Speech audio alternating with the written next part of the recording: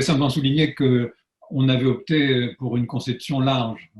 Large en quoi? Tout d'abord parce qu'il y a une série d'illustrations concrètes de communs qui ont été évoqués, des communs extrêmement divers, ce que je trouve intéressant, mais au-delà de cette analyse de commun au pluriel, il y a une réflexion plus générale sur la logique du commun. Et cette distinction est pour moi une distinction cardinale. L'accent ayant été mis sur l'existence d'une culture commune, de référentiels communs, voire Mireille Delmas-Marty d'un droit commun. Donc, c'est une réflexion sur le commun au-delà des traductions concrètes que sont les communs. Et donc, au principe de l'institution de commun, il y a, Sandra Logier disait un sens partagé, Mandazivos disait un modèle mental partagé, Vincent Pupin des attachements communs, bref, le commun précède, l'idée de commun précède l'institution concrète de commun au pluriel. Et dès lors, cette logique du commun tend à se diffuser au-delà des communs entendus au sens strict, tend à se diffuser donc du côté tout à la fois de l'État et du marché. Il y a donc imbrication dans le cadre de ce fameux système triadique qui nous est cher, État, commun, marché, il y a donc imbrication de ces trois logiques. Donc les relations étant à double sens, tout d'abord diffusion de la logique du commun au sein de l'État et du marché, mais aussi phagocytose des communs par les logiques de l'État et du marché, le double phénomène possible d'étatisation et de marchandisation qu'évoquait aussi le Libertan il y a un instant.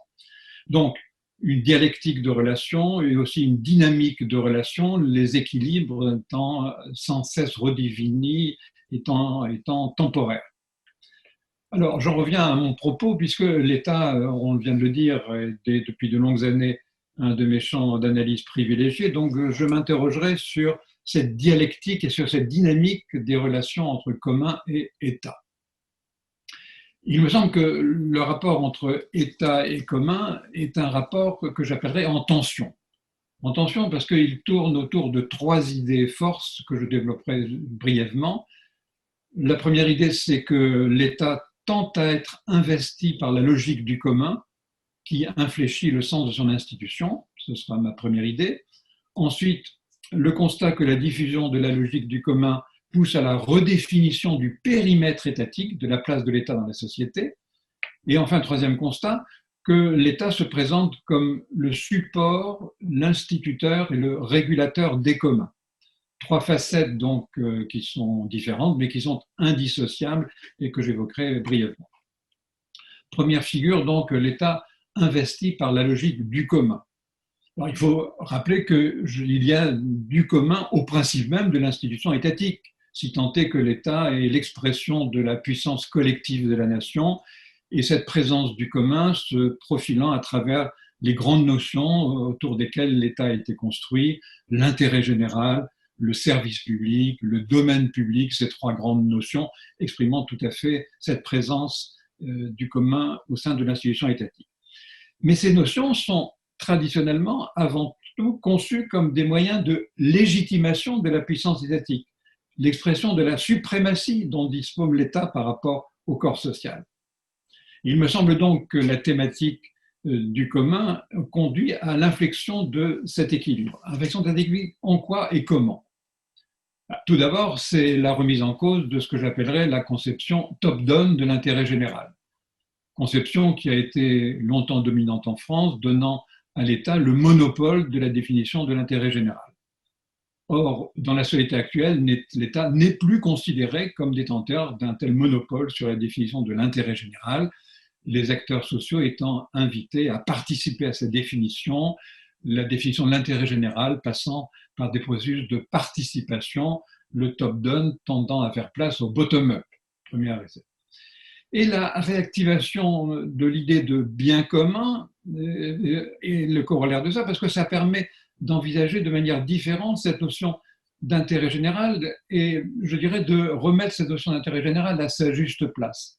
Et en témoigne tout à fait, je citerai sur ce plan un rapport du Conseil d'État garant de l'édifice étatique français, et le Conseil d'État, dans un rapport, disait opposer l'intérêt général, la vision des autorités publiques en charge de le définir, et au bien commun qui exprime la perception de la société civile, et le Conseil d'État rendant un hommage, je cite le Conseil d'État, à cette dynamique de la société civile. Derrière le bien commun, c'est la société civile qui émerge, qui s'exprime. Et donc, bien commun, qu'est-ce que ça apporte de nouveau, de différent? Je dirais que c'est une conception objective, substantielle de la notion, l'expression d'un certain nombre de valeurs communes qui seront éventuellement opposables au pouvoir, opposables à l'État, s'appuyant sur l'existence de biens communs, de ressources naturelles ou culturelles, échappant à l'appropriation privée, et biens communs qui sera conçu comme le soubassement de l'intérêt général. L'intérêt général défini par l'État pouvant être conçu comme la concrétisation des exigences du bien commun. Donc, premier changement important témoignant de cet investissement du commun au sein de l'État. Cette problématique du commun va conduire ensuite à la réaffirmation et à l'approfondissement de la notion et de la logique de service public. On sait que le service public a déjà été institué pour satisfaire des besoins collectifs. Mais cette notion de service public va évoluer. Et l'idée s'est imposée progressivement et s'impose de plus en plus d'ailleurs que les usagers des services publics ont des droits qu'il convient de renforcer et qu'ils ont vocation à être associés à la gestion des services publics. L'idée même donc d'une gouvernance collaborative, d'un management inclusif qui se profile derrière les transformations qui affectent la gestion des services publics, passant par des procédés d'incorporation, par des procédés de délégation du service public. Donc il y a une inflexion en cours des modes de gouvernance des services publics. Quant au domaine public, la conception de la domanialité publique. Alors il faudrait rappeler, mais je n'ai pas le temps de le faire, que l'idée que l'État est propriétaire des biens du domaine public, c'est une idée relativement récente. Au XIXe siècle, l'administration était censée n'exercer sur le domaine qu'un pouvoir de police, détenait un droit de garde ou de surintendance de ces biens qui relevaient d'une jouissance commune. Ça, on l'a bien oublié. Pourtant, c'est une idée qui est au cœur même de la théorie des biens publics au XIXe siècle. Et donc, il faudrait repenser la gouvernance du domaine public de façon à permettre l'appropriation par le public de ces biens, le retour à l'idée de propriété collective qui était d'ailleurs au cœur des nationalisations au lendemain de la Seconde Guerre mondiale. Donc, premier élément, l'investissement de l'État par la logique du commun. Cette logique du commun conduit aussi à la redéfinition du périmètre étatique. L'édification de commun au pluriel signifie que les individus sont capables de se doter de finalités communes, de tracer les contours d'une action collective sans passer par la médiation étatique. Et donc, la dynamique de développement des communs pousse à la redéfinition de la place occupée par l'État dans la vie sociale. L'idée que l'État allégé, devrait se recentrer sur ce qu'on appelle parfois le cœur de ses missions, se décharger de la gestion d'un ensemble d'activités qui pourraient être, à bon escient, prises en charge par des communs, en faisant l'objet donc d'un usage ou d'une exploitation collective. Alors cette idée, on l'a trouvée déjà, et j'étais content que Jean-Louis Laville ait exposé ce point, rappelé ce point, dans l'idéologie du tiers secteur. C'est une idée qui était déjà présente au cœur de l'idéologie du tiers secteur, l'idée que le tiers secteur, c'était finalement un moyen idéal de gestion des services d'intérêt collectif, que l'État devait faire place aux initiatives créatrices des individus et des groupes, accepter d'être contourné par ces individus et par ces groupes. C'est ça qui est au cœur de l'idée de tiers secteur. Tiers secteur avec ses traductions institutionnelles qui ont été l'économie sociale et solidaire et bien entendu les associations.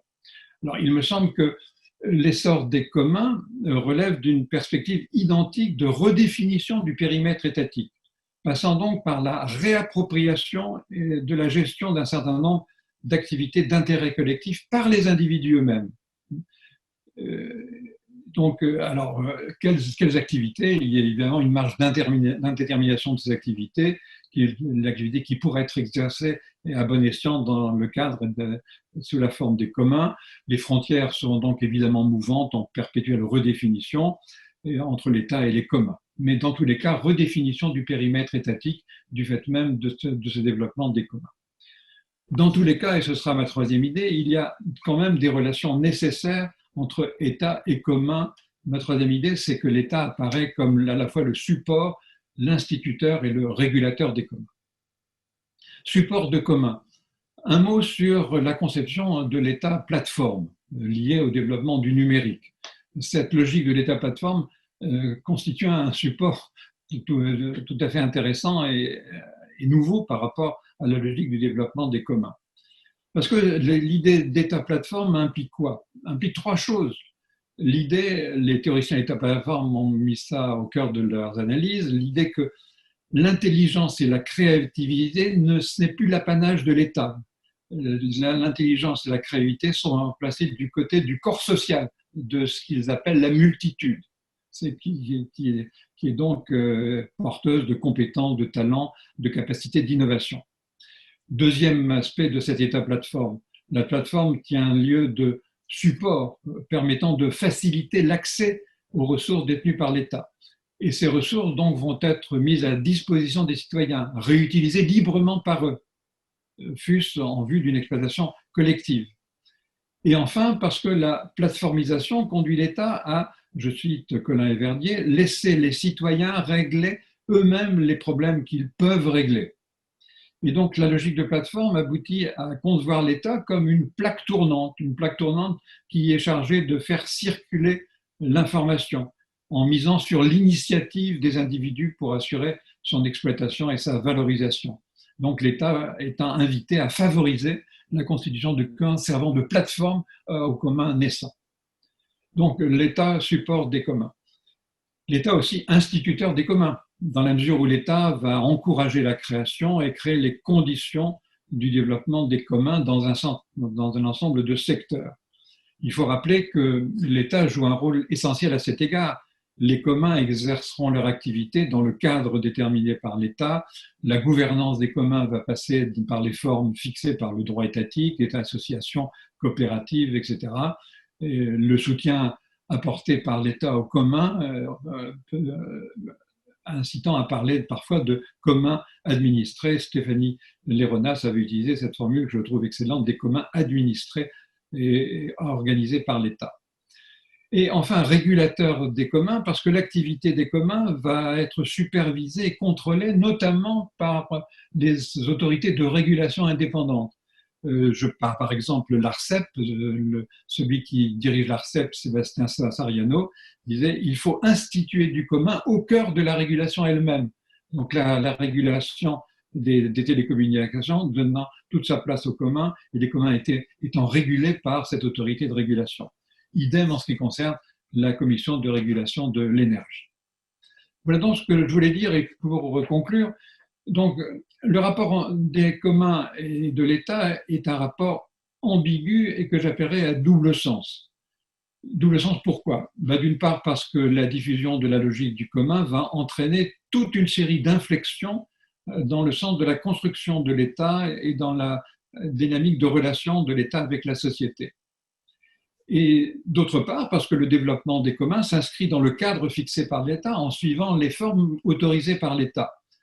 Donc l'État est tout autant transformé par la diffusion de la logique du commun que celle-ci est infléchie sous le poids de la contrainte étatique. Il y a donc bien une dialectique de relation constante entre État et commun, d'où les perspectives d'évolution possible des communs, la communalisation qui entraînerait la diffusion progressive dans toute la société de la logique du commun, et notamment État et marché, mais aussi le risque de phagocytose des communs, l'instrumentalisation des communs par l'État. Il y a donc, à mon avis, les deux perspectives qui sont possibles. Il y a sans doute d'ailleurs les deux perspectives compte tenu de cette imbrication des logiques. Merci.